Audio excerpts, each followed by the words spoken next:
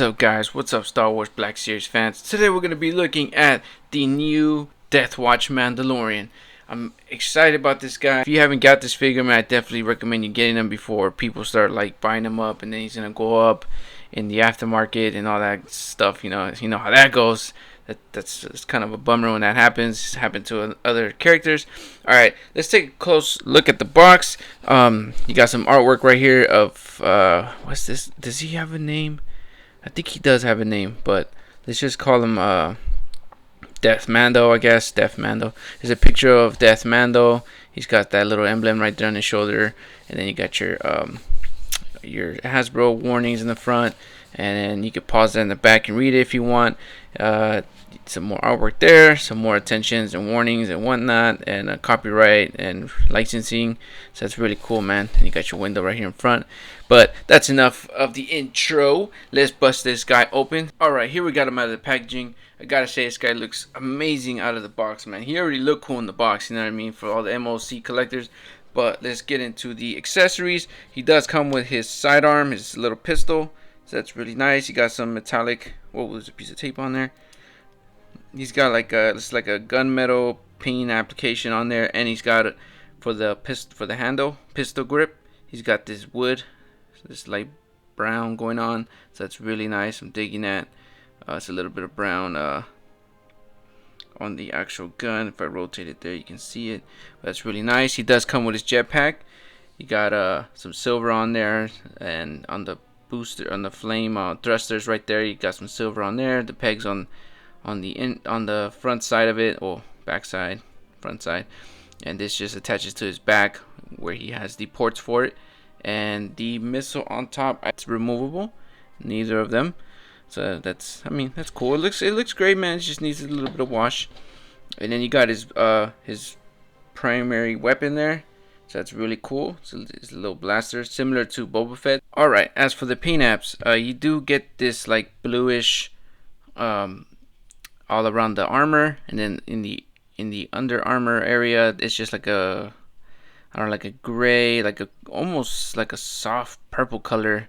And then on this vest here, it's like a regular gray, and you got some black on the boots. Oh no, it's not black. I want to say it's like an espresso black, kind of like a dark brown on the belt and on the boots. His gloves are actually black.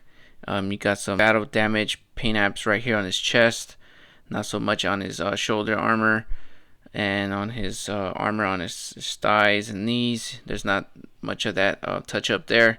That would have been a nice detail. Fist guards, there's not much going on. It's just a blue, and the gauntlets are just blue as well. And then you got this teal color on his gauntlets as well. That's really nice. And you get some silver right here, I guess, for the controls of some sort. And also on his other gauntlet, you got some gunmetal. This is actually like silver, or I think they're the same color. It's just the reflection it seems darker. And then you got this gunmetal going on his center piece of his armor, of his chest.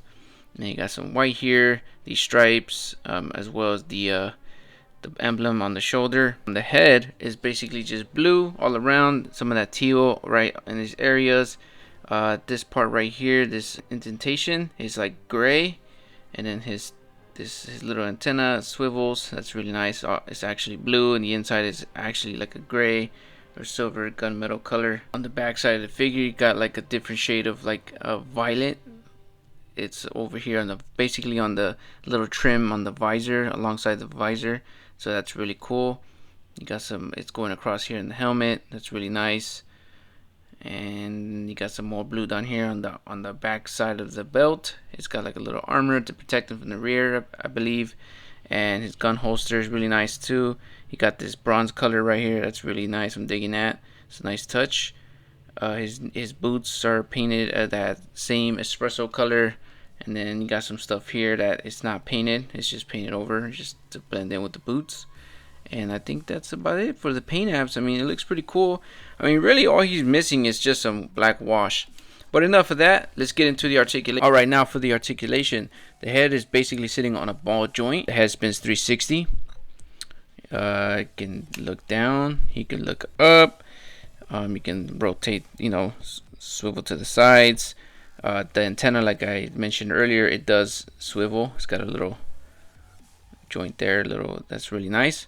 The shoulders are on a ball hinge joint too, so you get some 360 motion. You can spin it all around there, and then the armor looks like it's a separate piece which connects in between the torso and the arm, so it doesn't really get in your way as much as if it was just attached on the shoulder. Then it'll be getting in your way. You have to lift it, lower, lift it, and all that stuff. You got a single joint at the elbow, and you can get some 360 motion as well. The gauntlet swivels as the forearm joint. You got a joint at the wrist. It pivots. It can rock, right? You can spin it all around, 360 motion, really nice and snug. And he's sitting on a ball joint for the torso. You can swivel him around. You can move. You can lean forward, lean backward. So that's really nice. There's no lower joint, just in the mid area. Ball jointed legs.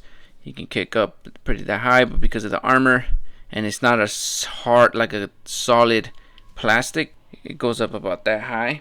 So that's really cool. And you do get a thigh cut, swivel cut, and that's always a plus. You can spin that around 360, but since the gun is basically attached to the leg, so it's got this this strap right here, and it's just connected to the actual belt. A single jointed knee, sorry. That's really cool. He can spin his leg, get some 360 motion, and I believe this is a separate piece also. It's just a separate piece, sculpted piece of plastic, and it just rests at his knee. So that's really cool. You can, like, move it or take it off, use it for customs and all that good stuff. We get no swivel at the boot. There's no boot cut, but you do have a joint at the ankle. It's 360, and it moves up and forward, up and down. So that's really nice. I'm digging this figure, man. And let's attach his accessories. So his jetpack just sits there, right? It's very easy. It's not that hard, no difficulty at all. And his pistol, his sidearm, just goes into his holster. There you go. And then you can just attach his primary weapon, his blaster, his gun of choice, as seen in the Mandalorian series. So that's really nice. I'm not sure if this is designed to sit in his hand, but mine's is not working out at all, so that is kind of odd.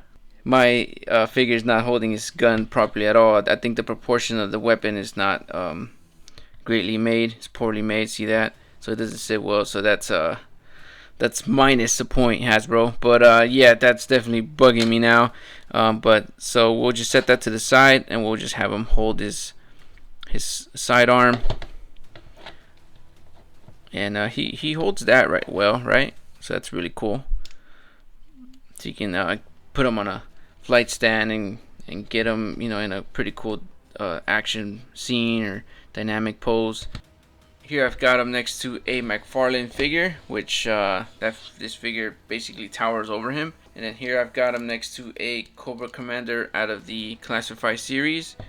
So he stands a little bit under Cobra Commander. I would think that he was a little bit taller. The Black Series figures don't always come into scale with other figures, and sometimes they're actually taller than other figures within the line. I used to think that Black Series figures were actually a little bit taller than imports, but I guess they downsized the scale or something. But yeah, that's it, folks. That's it for my take on the Watch Mandalorian. I definitely enjoyed playing with this guy and posing him. I can't wait to add him to the shelf. Stay tuned for the next videos to come. Don't forget to subscribe, like, comment. Catch you in the next one. May the Force be with you. Peace.